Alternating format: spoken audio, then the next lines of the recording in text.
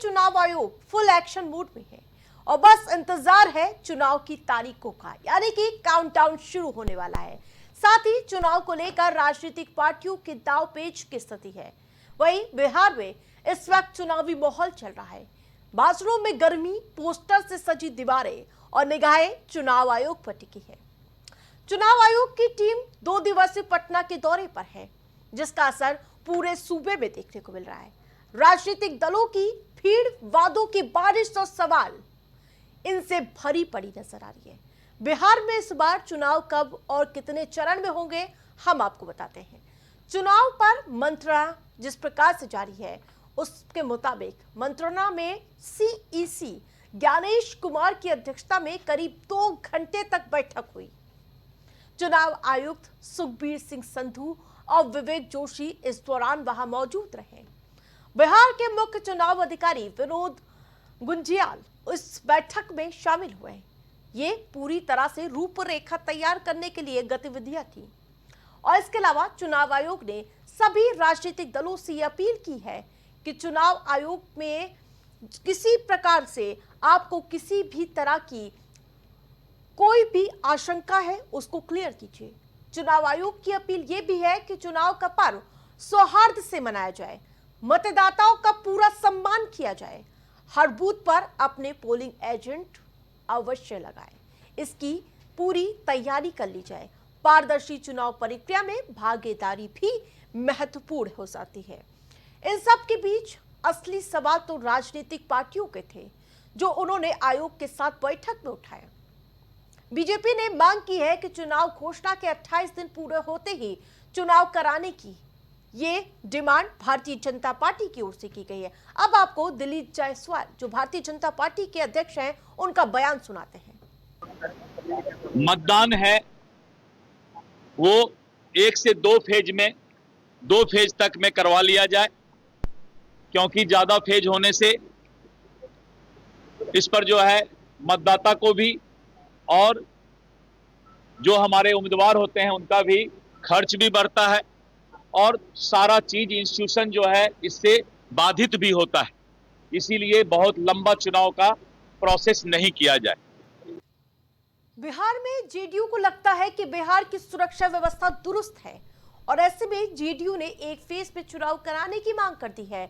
जहां Bharatiya Janata party 2 phase में कराने की मांग कर रही, वहीं उनकी सहयोगी जेडीयू उसकी तरफ से ये मांग की गई है कि चुनाव को 1 चरण में ही संपन्न करा लिया जाए। संजय झा को आप सुनिए। हम लोगों ने इलेक्शन कमीशन को अपनी बात रखी, धन्यवाद भी दिया कि बिहार में इतना एसआईआर का इतना इम्पोर्टेंट एक्सरसाइज हुआ है। बिहार देश को ये राह दिखाएगा कि एसआईआर कैसे किया जाता है और जो स्पेशल इंटेंसिव रिवीजन बिहार में हुआ उससे बहुत क्लीन हुआ जो वोटर लिस्ट है। दूसरा, हम लोगों ने आग्रह किया है कि बिहार में 1 फेज में चुनाव, बिहार में लॉ एंड ऑर्डर, नक्सल कोई इशू नहीं है। दूसरा, हम लोगों ने ये आग्रह किया इलेक्शन कमीशन को कि सब जगह बूथ पर पैरामिलिट्री फोर्स रहे, जो गरीब गुरबा को वोट देने में कोई दिक्कत नहीं। यही सब आग्रह जो 2-3 इम्पोर्टेंट चीज था। छठ के बाद बहुत सारे लोग रहते हैं तो चुनाव का डेट तय हो जाए कि जो लोग बाहर से भी जो आते हैं छठ में वो अपना वोट दे सके। यही सब हम लोगों ने आग्रह किया इलेक्शन कमीशन। तो पार्टियों के अपने दांवपेच है, लेकिन असली किंग तो जनता ही है। बिहार की कहानी हमेशा जनता ने ही लिखी है, कभी नाराज होकर तो कभी भरोसे से। इसी भरोसे के चलते आरजेडी ने अपनी मांग आयोग के सामने रखी है। अब आरजेडी की क्या मांग है, राजेश राम क्या कह रहे हैं, आप सुनिए। और कांग्रेस पार्टी, बिहार प्रदेश कांग्रेस का कमेटी और अखिल भारतीय कांग्रेस कमेटी ये मांग करती है कि एसआईआर के माध्यम से पलायन किए गए लोगों को कितने नाम काटे गए और उनकी सूची बिहार प्रदेश कांग्रेस कमेटी मांग करती है और हमने मांगा भी है। उसी तरह से जैसा कि आप नए नाम जोड़ने के लिए फॉर्म 6E के माध्यम से नए नाम जोड़े जाते हैं, इसमें लगभग 21 लाख जो है नाम जोड़े गए, 21,53,000 नाम नए जोड़े गए हैं। उसकी सूची भी हम मांग करते हैं और नाम के साथ साथ उम्र भी के साथ बिहार प्रदेश कांग्रेस कमेटी सूची के मांग करेगी। चूंकि जैसा कि आप जानते हैं कि फॉर्म 6E में नए वोटरों के नाम जब वो उम्र के जो सीमा है उस उम्र के सीमा पर आते हैं तब फॉर्म 6E के तहत नाम जोड़े जाते हैं।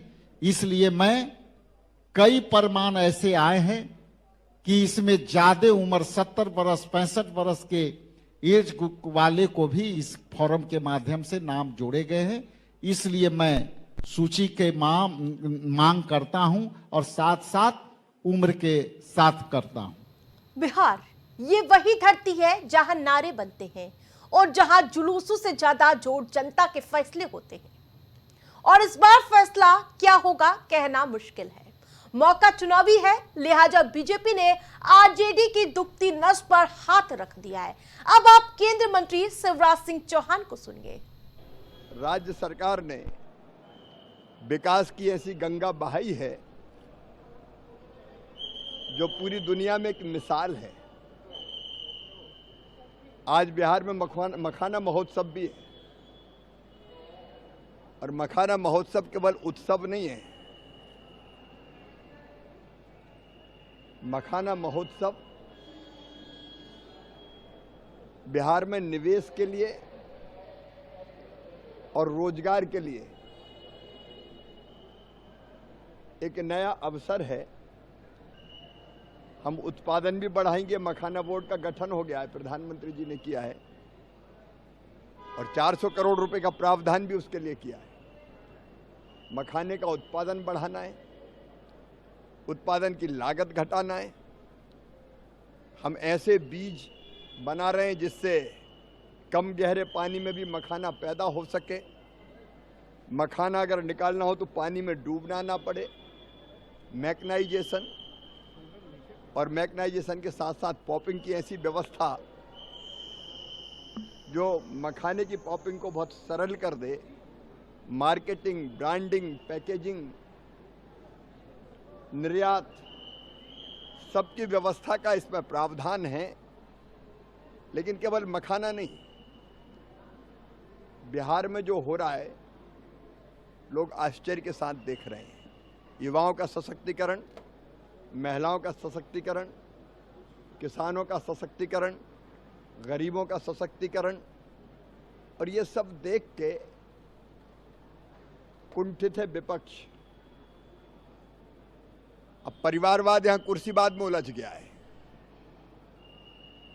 किडनी देने वाली बेटी का भी तिरस्कार हो रहा है। कौन होगा, इसी पे महाभारत मचा हुआ है। आज से शुरू हो रही वो कहानी जिसका हर एक अध्याय बिहार की तकदीर बदल सकता है। बिहार का चुनाव बीजेपी के लिए काफी अहम हो गया है, इसलिए पीएम मोदी बिहार चुनाव पर बारीकी से नजर बनाए हुए हैं। इसी चुनावी माहौल के बीच पीएम मोदी ने वर्चुअल बिहार की युवाओं को सौगात दी है। अब आपको बताते हैं प्रधानमंत्री मोदी ने क्या कुछ बिहार के युवाओं को तोहफा दिया है।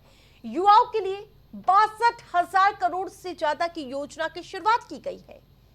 देश के 1,000 ITI के विकास के लिए 60,000 करोड़ की पीएम सेतु योजना शुरू की गई। इसके पहले चरण में पटना और दरभंगा ITI पर फोकस है। अब आप प्रधानमंत्री को सुनिए।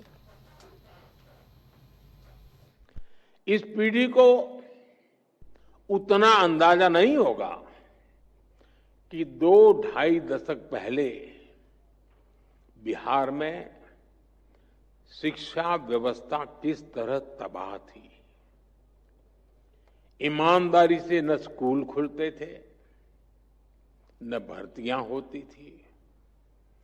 कौन माँ बाप नहीं चाहता कि उसका बच्चा यहीं पढ़े और यहीं आगे बढ़े, लेकिन मजबूरी में लाखों बच्चों को बिहार छोड़कर बनारस, दिल्ली, मुंबई जाना पड़ा। यही पलायन की असली शुरुआत थी। साथियों, जिस पेड़ की जड़ों में कीड़ा लग जाता है, उसको फिर से जीवित करना बहुत बड़ा पराक्रम होता है। आरजेडी के कुशासन ने बिहार की हालत उसी पेड़ की तरह कर दी थी। सौभाग्य से बिहार के लोगों ने नीतीश जी को सरकार का दायित्व सौंपा और हम भी सभी साक्षी हैं कि कैसे एनडीए की पूरी टीम मिलकर बिगड़ी हुई व्यवस्थाओं को फिर पटरी पर लाई। आज यहां इस कार्यक्रम में भी हम इसकी एक झलक देख रहे हैं। साथियों, मुझे खुशी है कि आज के कौशल दीक्षांत समारोह में बिहार को एक नई स्किल यूनिवर्सिटी मिली है। नीतीश जी की सरकार ने इस यूनिवर्सिटी का नाम भारत रत्न जननायक कर्पूरी ठाकुर जी के नाम पर रखा है। तो बिहार में चुनाव सीटों की जंग नहीं है, बल्कि जीत की कसौटी है। और जब बिहार फैसला सुनाता है तो पूरा देश सुनता है। इसलिए सवाल अब भी वही है कि इस बार बिहार किससे चुनेगा और छठ के बाद किसका सूरज उगेगा, ये तो समय ही बताएगा।